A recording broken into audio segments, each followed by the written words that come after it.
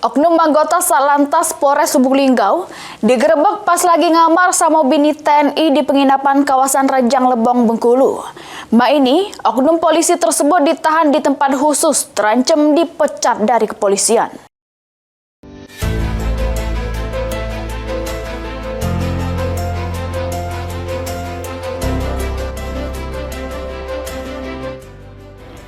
Inilah detik-detik penggerebekan Brigpol JD, oknum anggota Satlantas Polres Lubuk Linggau, pas lagi ngamar sama pegawai bank yang merupakan bini TNI berinisial F. Di salah sikok penginapan di kawasan Rejang Lebong, Bengkulu beberapa hari yang lewat. Pas lagi digerebek, keduanya diduga lagi enak-enak di jero penginapan.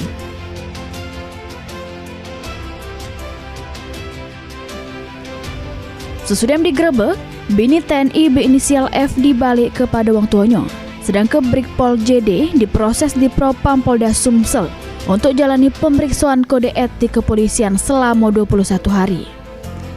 Brigpol JD juga ditahan di tempat khusus serta terancam dipecat dari kepolisian akibat perbuatannya.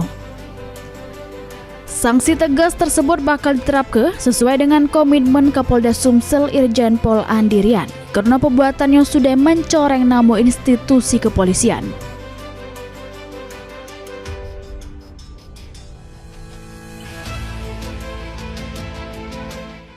Ini adalah komitmen dari Bapak Kapolda Sumatera Selatan bahwa tidak akan memberikan toleransi kepada anggota-anggota yang melakukan pelanggaran, baik pelanggaran terhadap peraturan yang berlaku maupun peraturan internal dari kepolisian itu sendiri, dan tidak pandang bulu akan ditindak tegas oleh Bapak Kapolda sesuai dengan Perpol nomor 7 tahun 2022 ya, tentang kode etik Polri.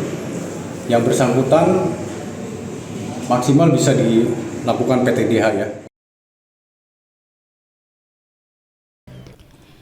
Tak cuma dipecat dari kepolisian, Brigpol JD juga terancam pidana umum karena sesudah digerebek laki F yang merupakan TNI membuat laporan di Polda Bengkulu.